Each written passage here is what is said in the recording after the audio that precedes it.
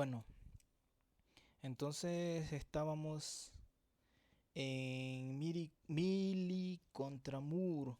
Nos quedamos en eso, en Mili contra Moore. Una comparación entre estos dos tipos de máquinas, enfatizando el hecho de la sincronicidad de ellas, o sea, cómo responde una con respecto a la otra en cuanto a su sincronicidad, en cómo se comportan con respecto a la característica síncrona. Y vamos a ver, recordemos, Moore es la salida Moore, es la máquina Moore, es función, su salida es únicamente función del registro de estados, o sea, la lógica de salida, tiene como entrada únicamente al registro de estados. Y en Mili, la lógica de salida tiene como entradas tanto al registro de estado como a la entrada del circuito. Esta es una partecita que normalmente dibujamos, el resto no lo dibujé. Entonces esa es la diferencia con máquina Mili. Moore y Mili pues hacen referencia a los nombres de los pioneros creadores de estos modelos de sistema. Ahora, desde el punto de vista teórico, ambas tienen las mismas capacidades de cómputo. Entonces, de hecho, convertir una a la otra, por ejemplo, Emilia Moore debido a que Moore es dependiente tanto de la entrada como de los estados guardados, puede tener o puede requerir menos estados almacenados que la máquina Moore. Entonces, usualmente se puede esperar que haya la misma cantidad de estados o bien un poco menos en Mili. Pero para fines prácticos, realmente la cantidad de estados que se ahorra es muy poco como para considerar un gran ahorro. Entonces, más bien el uso de una o de otra depende más del criterio del diseñador, del gusto del diseñador. Entonces, pues vamos a seguir. Y vamos a ver la diferencia con un ejemplo. Eh, Voy a explicar, antes de continuar, voy a explicar exactamente qué es lo que esperamos ver en este análisis que sigue. ¿Qué es lo que esperamos ver? Voy a dibujar aquí del lado izquierdo una máquina Moore, así, ¿no? Entonces su salida depende únicamente del registro de estados. Ahí está. ¿No? Una máquina Moore. Y voy a dibujar aquí del lado derecho una máquina Mili. Su salida depende tanto del estado actual como de la entrada. Entonces aquí está la función lógica de estado siguiente. Esto es entrada, esto es salida. Aquí está la función lógica de estado siguiente y depende de la entrada también. Ahí está. Entonces ahí están las dos máquinas. Esta es Moore, y esta es Mili. Ok. Y entonces lo que esperamos ver aquí en el análisis que sigue es esto que viene aquí. A ver, ahí está. Es esto que viene aquí. Quiero ver cómo le hago para cambiar de color. Aquí está. Voy a usar azul. Ok. Vamos a ver, el problema va a ser que después no voy a poder ¿cómo se llama? Cambiar de regreso porque me hago bolas todavía. Bueno, lo que vamos a observar es esto. Aquí,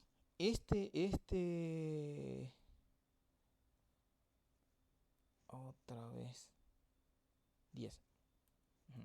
Este registro pone una frontera de transmisión de información.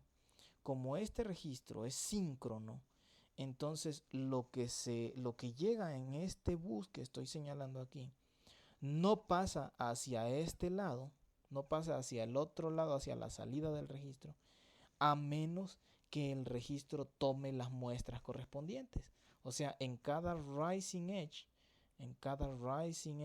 del clock, en cada Rising Edge, es que estos datos que están aquí en la entrada del registro se van a ir pasando hacia la salida. Quiere decir que este registro entonces pone una frontera de sincronización ahí, porque no importa si esto está variando, si esta entrada aquí está variando, independientemente de la sincronicidad de la señal de reloj, la frontera la pone este registro, porque este registro es síncrono y únicamente todo lo que logra captar en sus instantes de muestreo, en los Rising Edge, pasa hacia la salida. Recordemos los bloques combinacionales, este de aquí y este de aquí, el de estado siguiente y el de salida. Los bloques combinacionales pues no tienen memoria, así que esos idealmente transfieren lo que les llega. Si les llega una oscilación aquí, pues transfieren hacia la salida. Idealmente de forma inmediata, realmente después de cierto retraso de propagación. Pero entonces la lógica combinacional no provee ningún tipo de seguridad de sincronización, hay ninguna frontera. Pero este registro sí pone esa frontera. Ahora fíjense bien, en la máquina Moore esta frontera es visible porque si se fijan aquí, después de esta frontera, todos los datos salen síncronos. O sea que aquí los datos salen síncronos y al retroalimentarse hacia acá, pues llegan síncronos. Por lo tanto, cualquier oscilación aquí que ocurra en las entradas no se va a ver reflejado hacia la salida debido a esta frontera que pone el registro aquí. Entonces, esta salida se dice que es síncrona, completamente síncrona con respecto pues a las entradas del sistema. La salida es síncrona por esta frontera, porque esta lógica combinacional únicamente tiene como entrada pues al registro, a la salida del registro. En el caso de Mealy, eso no es así, porque aunque este registro pone esa frontera aquí en esta zona que estoy marcando, en este bus, este bus es síncrono debido a este registro, pero este bus no. Este bus transfiere todas las oscilaciones que hay aquí en la entrada, tic, tic, las transfiere hacia acá, hacia la salida. Y esto es combinacional. Esta lógica de salida es combinacional, no tiene registro. Entonces, si hay alguna oscilación aquí, esa se ve directamente en la salida. Así que el hecho de que la salida Mealy dependa de las entradas la hace perder un poquito de esa frontera de sincronicidad.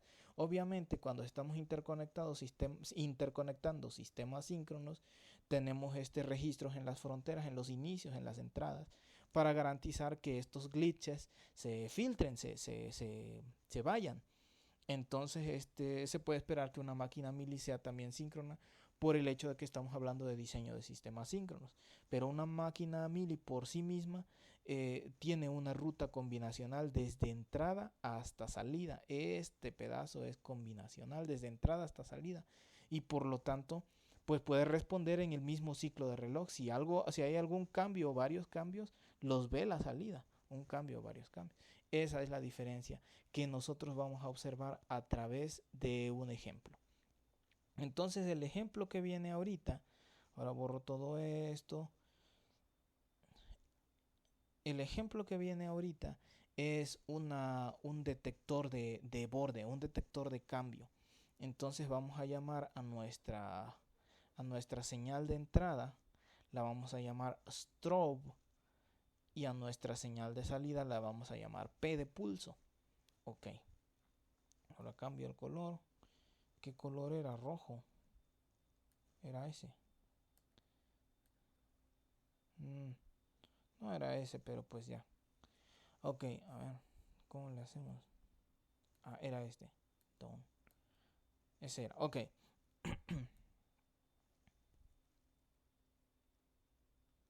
Entonces vamos a ver, nuestro ejemplo es un circuito que se llama detector de borde, circuito detector de borde. Dice, es un circuito que detecta el rising edge de una señal lenta de entrada que se llama strobe y genera un pulso corto de cerca de un periodo de reloj. Entonces es un sistemita que va a tener una entrada strobe, así, aquí le vamos a llamar strobe, Ujú. Y entonces el circuito entrega en su salida, aquí está la salida, un pulso P, aquí le vamos a llamar P. Y entonces cuando esta señal strobe cambia, está así, es lenta, lenta, entonces sabemos que está cambiando así. Y cuando hace un cambio tuk, tuk, de rising edge, nuestra salida P, este es strobe, strobe. Y entonces nuestra salida P, esto es P. P siempre está en bajo. Y cuando detecta que hay un rising edge en strobe, manda un pulso. Tic, tic, tic. Aquí hubo un rising edge. Y entonces esta es lenta, lenta, lenta. Y aquí varió tantito. Y entonces aquí esta manda un pulso. Tic. Ocurrió un rising edge. Así más o menos. Eso es lo que esperamos. Entonces ese es el sistema que vamos a diseñar. Muy bien. Borro.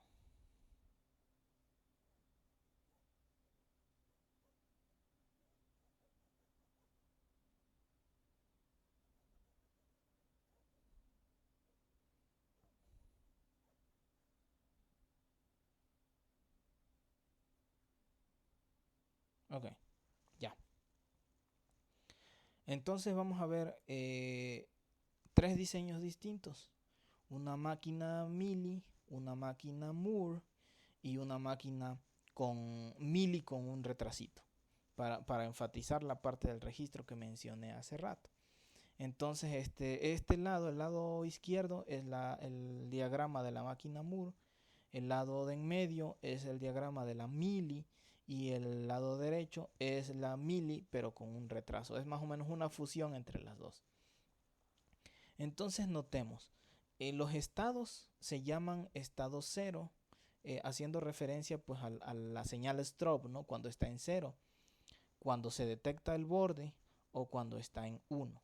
Entonces vamos a ver primero este diagrama. O analizamos los tres y terminamos el video para que no se haga un video muy largo. Entonces en este caso de la máquina Moore, pues son tres estados. Nuestra señal strobe, vemos si la señal strobe está en cero, entonces estamos en el estado cero. La salida está apagada, no hay salida prendida. Ahí estamos, hasta que strobe de 1, entonces nos pasamos al estado edge. Fíjense que esto, que cambie de 0 a 1, nos da pues un rising edge. Entonces detectamos el rising edge, pasamos a este estado edge y entonces nuestra salida P, se llama P1. Nuestra salida P1 se activa y ya cuánto tiempo nos quedamos aquí en el estado edge, solamente un ciclo de reloj, porque nos vamos a regresar al estado cero si la señal strobe se cambia de regreso a cero, o nos vamos a pasar al estado 1 si la señal strobe sigue prendida. En cualquiera de los casos, ya sea que nos vayamos al estado 1 o nos vayamos al estado 0, de todos modos la salida se va a apagar. O sea que la salida únicamente prende en este estado que tarda un ciclo de reloj. Ese es el pulsito que esperamos. Y ya estando en el estado 1, ahí estamos esperando hasta que strobe siga prendida.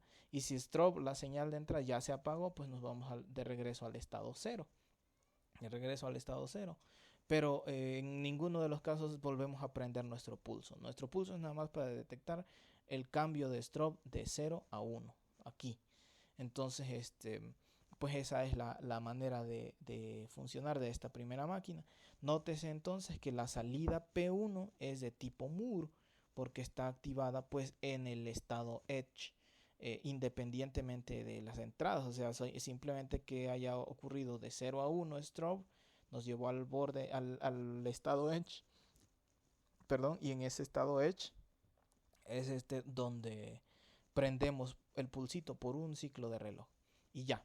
Ok, ahora veamos la de en medio, la máquina Mili.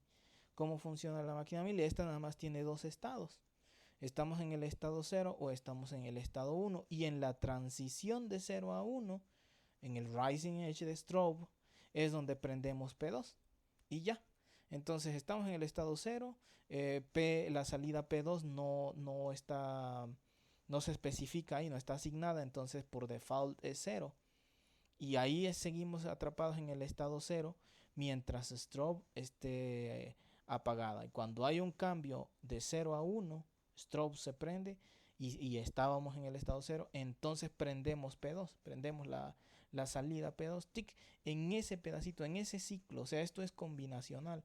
Estábamos en el estado 0, pero cuando strobe cambió, también cambió P2, ¡fum!, se prendió y nos llevó de inmediato al estado 1. Entonces en el siguiente ciclo de reloj ya estábamos en el estado 1 y ahí se apaga P2, la salida P2. Ya sea que siga prendido strobe, pues ahí nos quedamos en el 1. O si ya se apagó o hasta que se apague, nos vamos al estado 0. Cuando hay un falling edge de prendido a apagado, no pasa nada, no prendemos nada y seguimos ahí.